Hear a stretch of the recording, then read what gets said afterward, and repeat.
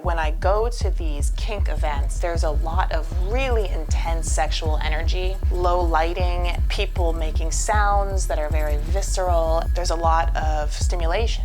That feeling fascinated me. When I can find that feeling and I can trace that emotion, that visceral emotion that I get, it needs to come out very quickly.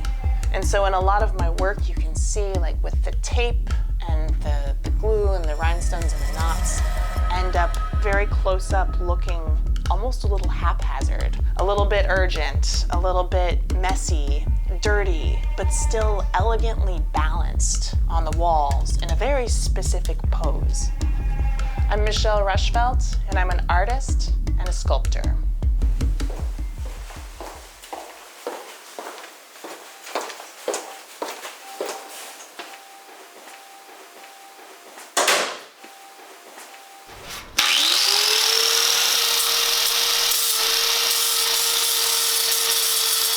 I started painting very young. I started making things, creating, and never really great with numbers, never really interested in science, never really focus in on anything else other than creating content for a visual audience. I was a synchronized swimmer, an athlete, for 25 years, but also I grew up very Catholic. And so a lot of the things that I'm thinking about now and the work that I'm making now is very much in opposition to my upbringing of Catholicism and I guess the shame that comes along with organized religion and how it perceives sexuality. I lived in San Francisco. I was getting my undergraduate. I started dating one of my current partners. So we started getting into a lot of kinky shit, and it has become a lot more so lately, but what really inspired the artwork is the performative aspects of the role-playing that comes with a lot of exhibitionistic sexuality.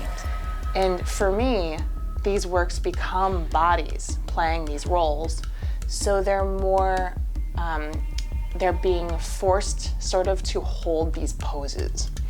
So it's almost like they're being dominated by me. They're being forced to kind of balance in these precarious, difficult to hold poses. This is an example of sometimes how I use more literal sexual objects, kink objects. My goal with those objects is to be able to incorporate them without having them be the entire focal point to the point where the rest of the sculpture becomes arbitrary. I have my rhinestones, anal hook, leather, tape, and they all of these come together, these materials, to form this sort of elegant posed figure. People don't particularly love it when women are able to express their sexuality in such a vocal, aggressive, open type of way. People did have a hard time talking about the subject that the work was getting at. They would talk around it because they're embarrassed. It's something very personal, and then they kind of have to imagine me in a lot of these positions. and then they have a hard time with it. It's just understandable.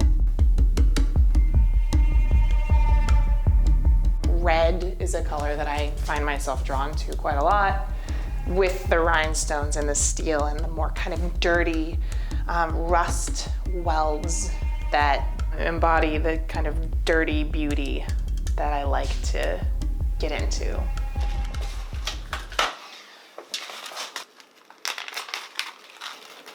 As an art handler, sometimes I go to a lot of my clients' houses and you'll see the same 10, 15 artists. The artists that are hot in the upper echelon of the art world right now, it's usually about 15 artists.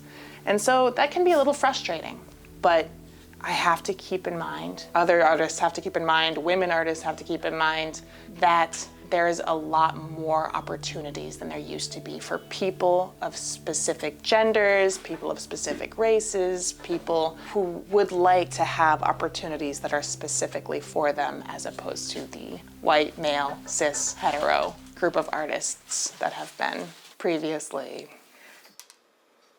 These are paddles that I have deconstructed and made essentially useless. So they're being forced to kind of almost be submissively like humiliated into these non-useful situations. And they're also being pushed off the wall in a way that really is just making them kind of present themselves in these forced poses. I'm constantly finding myself getting into loops where I'm second guessing the work that I make. And then get back on the straight line of making the artwork and not think and not over plan. The best work that I make is when I have no plan. These are the times when I actually make these things that are good or interesting or help me move to the next thing. It's very hard to make a living as an artist in New York because it's so expensive to live here. I definitely have to work very hard to live here. I work a full-time job. One of my partners who I live with also works a full-time job. And you know, it's a struggle. It is worth the struggle to make what you need to make. And if you need to make the art, then absolutely, it's worth the struggle.